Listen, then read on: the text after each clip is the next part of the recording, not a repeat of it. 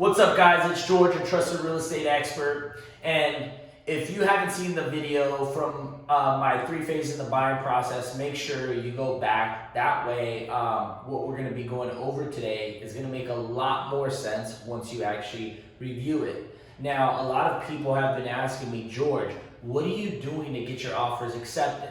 Now, as a listing agent, it's very important that when buyers actually submit their offers, they understand that, they have to make an aggressive offer. And in this market, we realize that there's just not enough inventory, but there's all these buyers because interest rates are so low. So we understand that concept of supply and demand, right? When supply is low and demand is high, what does that do to the price of something, right? It automatically goes up. So what I wanted to do is go over some offers, right? These are real world examples of what's happening currently on the market. A property that I just listed last week, right? We did an open house on it. We got multiple offers. Today we're just gonna be reviewing a few offers. We're not gonna be reviewing a ton of offers because as a seller, number one, and as a buyer, number two, you have to understand how do you present your offer so that way when the listing agent receives it, it stands out in front of everybody else's offer, right? So remember, guys, this channel that I have here now is just to provide you a ton of valuable information so that way when you're ready, you know what you're actually going to be doing once you decide to make that decision, right? How to make an offer, how to sell your home, whatever it might be. Make sure you reach out to me because remember, who you work with matters, right? So let's go ahead and get started with these offers. So I've broken down the offers, right?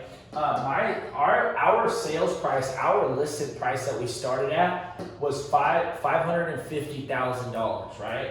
This is where we started here, $550,000, okay? We started there at the price, and keep in mind that when you list a home, if you're thinking about selling your home, when you actually list a home, the price you actually list your home at isn't necessarily the price that you're going to actually sell your home at. It's just the price we use to generate more demand. Because obviously, the more demand that you have coming to your home, the more buyers you have, the more offers you have, right? And if you have more offers, that means you're going to get a higher price for your home, okay? So let's go ahead and discuss. So here I have the purchase price, right? The close of escrow, COE. I have percentage of down payment. I have appraisal contingencies, which we'll talk about in a sec. We have loan contingencies, inspection contingencies, and remarks. Now, I've broken down these 4 offers here, very simple, so that way you can get a better idea of what we're talking about, when we're actually reviewing offers, right? And if you're a buyer right now and you're having a little bit of trouble, maybe this could kind of clear up a little bit of that fog that you're having of not getting your offer accepted, okay? Now, we have 4 offers here, right? This first offer is at $550,000, the same price range that we have it listed at, right? $550,000. The second one here is at $575,000, okay? The third one here is at $600,000, and the fourth one here is $635,000, right? Which obviously, out of all these offers here, this one's the highest one, right? So up front, you're probably thinking like, man, let's take the $635,000 offer, right? But keep in mind that the highest offer is not always the best offer. It's the offer that I can actually close escrow with the right terms for your seller and make sure that you have smooth sailing all the way through the transaction, right? Now, let's look at the close of escrow date, right? Because right now, typically a standard escrow takes anywhere from 30 to 45 days. Now, what buyers are actually doing to make their offer very competitive is they're actually lowering their escrow timeline, right? For example, here, this one's 21-day escrow. Here, this is a 45-day escrow. Here, this is a 30-day, and then this is also a 30-day, right? And at first glance, you're like, wow, well, this one's the highest listed. This one's going to take 30 days, but this one's listed at $550,000, and this one's going to take 21 days. So what that means for the seller is you'll be able to get your money sooner rather than later, right? Now, let's keep going down the list. The next thing is the percentage of down payment. Here, this $550,000 offer is putting down 10% down, which is about $55,000, okay? This $575,000 offer that's closing in 45 days is putting down 20%, which is a pretty heavy down payment, okay? This one right here at 600,000 is putting down 20%, about 120,000. And this offer right here at 635 is about 10%, okay? Now, as we keep going down, all this is going to start to make sense for you as far as which offer is going to make more sense for the seller, so that way they could actually put their home in escrow and get the maximum money that they can for their home, right? Now, a lot of people have been asking me, George, what are you doing about appraisal, loan, inspection contingencies, especially in this market when, you know, many buyers are actually releasing their contingencies, right? Now, it's very important that you understand that. So if you want to learn more about contingencies, make sure that you go back to my previous video in regards to the 3 phases in the buying process, and I actually break that appraisal, loan, and inspection contingency down, right? But we'll go over this a little briefly. Now, appraisal contingency. Before I go over this appraisal contingency, we have to understand what's an appraisal.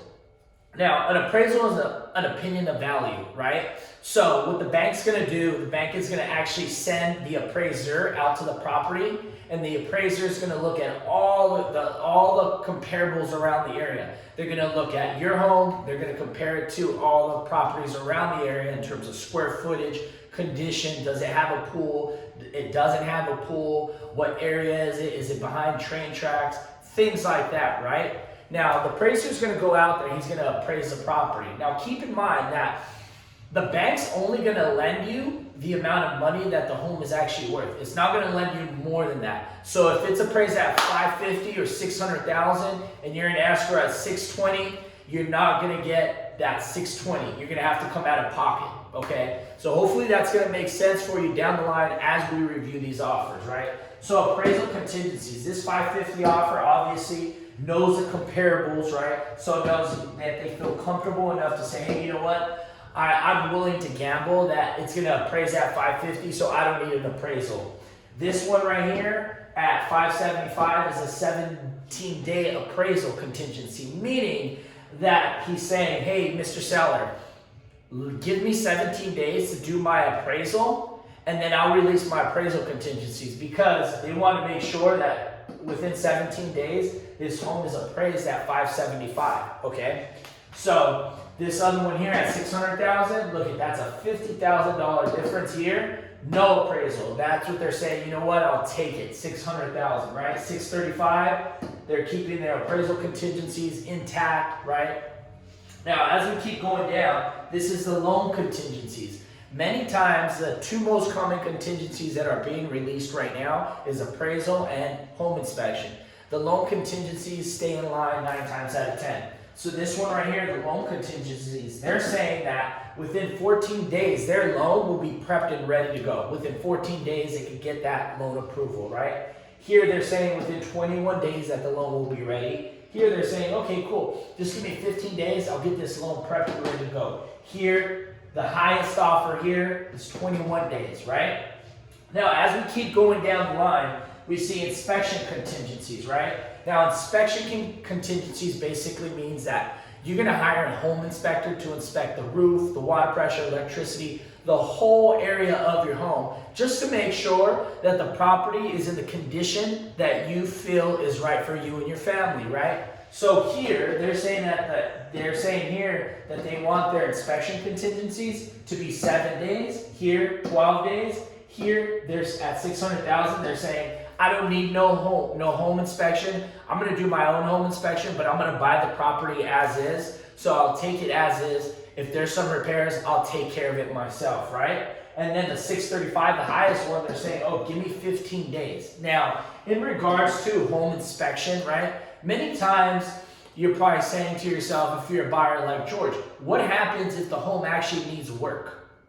What's going to happen if I do my home inspection and let's say there's a cracked window, or I need a new door, right? Or, you know, the roof isn't working, right? Now, I like to keep it very simple. In a home inspection, right, in California, homes are sold as is, meaning what you see is what you get, okay? Now, you could do your home inspection and you could request, right, for some repairs from the seller, but the seller could tell you one of 3 things. No, they won't fix it, right? No, they won't fix it at all, but they'll give you a credit of, let's say, $500 so you can fix it yourself. Or at the very end, they'll say, yes, I'll fix it. So it's, no, I won't fix it. No, I won't fix it, but I'll give you a credit of $500 or $1,000, or yes, I'll fix it, right?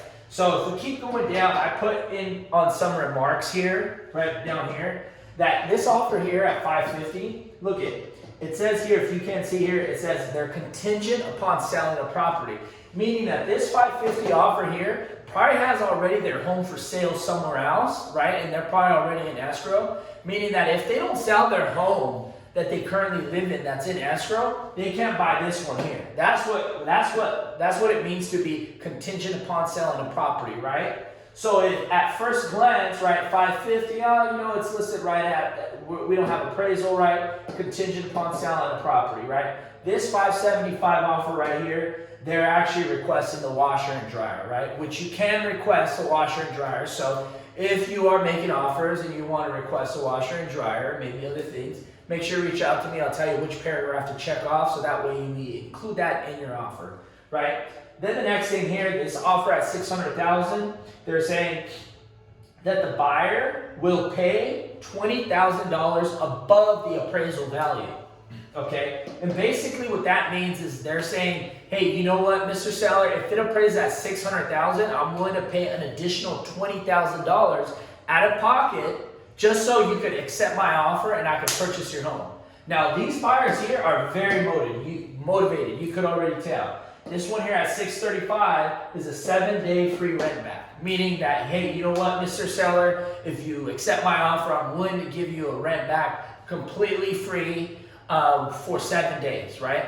Now, at first glance, it probably makes sense to take this offer here at $635, right? Because it's the highest offer. I mean, it's way above the asking price. But many times, when you start breaking down the terms, right? As far as here, close of escrow, 30 days, down payment, 10%, right? Here we have the appraisal contingencies. They kept them in line. Here it's 21-day loan contingency, 15-day inspection, right? At first glance, this offer right here probably does look good, right? At first glance, right? And at first glance, this offer right here at $550 doesn't make any sense, because what's going to happen if you accept the $550 offer and for whatever reason these buyers cannot perform because the buyer that's buying their home fell out of escrow, and so now these buyers here can't buy your home. Hopefully that makes sense, right? So they're concurrent upon selling a home. So if that home doesn't sell, they can't buy the next one, right? So I'm pretty sure that we could both agree that this offer right here is a no, right? Because it's contingent upon selling another property. And 9 times out of 10, sellers don't want to take that gamble, right? Then we're looking at here, the $575 offer right here. And I'm not going to lie, this offer is pretty solid, right? This offer is pretty solid. $575, 20% down, 17-day appraisal, loan, and home inspection, right? However, the 45-day close of escrow, many times sellers want to sell their home as soon as possible. And this 45-day escrow is like a red flag, right? We want to make sure that the lender could actually perform. So if I was a buyer and I was in your shoes and I was this $575 offer, I would try to bring this escrow time a little bit lower my contingency periods, right? Maybe lower this appraisal contingency or be able to remove my appraisal contingency, right? So this one's okay, right? And then now we're looking at here, which I believe is the winner, is this $600,000, right? The $600,000 offer, because of the fact that, number one, obviously they're coming in with 20% down, but something that really stands out to me is this remark down here that says that the buyer is willing to pay $20,000 above the appraisal value, right? So if it appraises at $600,000, guess what? The buyer is going to be paying an additional $20,000 above the appraisal price. Because here they also remove their appraisal contingencies, meaning that, if this appraises, right, if it doesn't appraise, they're coming out of pocket another $20,000, right? So keep in mind that the highest offer isn't always the best offer, right? And many times you could go back and forth as a seller and a buyer through counter offers, right? Meaning that you're negotiating counter offers. So make sure that when you're sending out your offers, you're keeping these items here top of mind, right? What about my appraisal? How about my home inspection contingencies? How soon am I going to be able to close my loan, right? So many of these things really matter, especially when you're in a competitive market like this one, where you have very little supply and high demand because of interest rates being so high. So if you're a buyer, if you're a seller, right, whatever it might be, you're looking to buy, sell, invest, make sure to reach out to me because, I would love to be able to educate you and navigate you in the right direction. So that way, when you are ready to make this decision, you know exactly what your options are. You know what your terms are. You know how much your home could sell for. So that way, you're able to get the most amount of money on the sale of your home and be able to exit at this right time. Because this window of opportunity right now for sellers, it's starting to close. This window of opportunity is starting to close. And when that window is shut, it's going to be completely shut, right? Because we always have high lows in real estate, and that's historical, right? So make sure if you're a seller, you're looking to sell your home, reach out to me. I'd love to give you some valuable information so that way we could kind of just briefly discuss, what your home is worth. And I'm willing to provide you that without any commitment on your end. If you're a buyer and you're having trouble getting your offers accepted, reach out to me because when you work with me, you just don't work with me. You work with my whole team that works together in the background to get your offers accepted, okay? Now, keep in mind that if you want some more of this type of education, make sure you follow me here on Instagram, list or sold, right? If you have any additional questions, call me, shoot me a text message. I'd love to help you out when the time's right. And always remember, who you work with matters. Thanks for watching.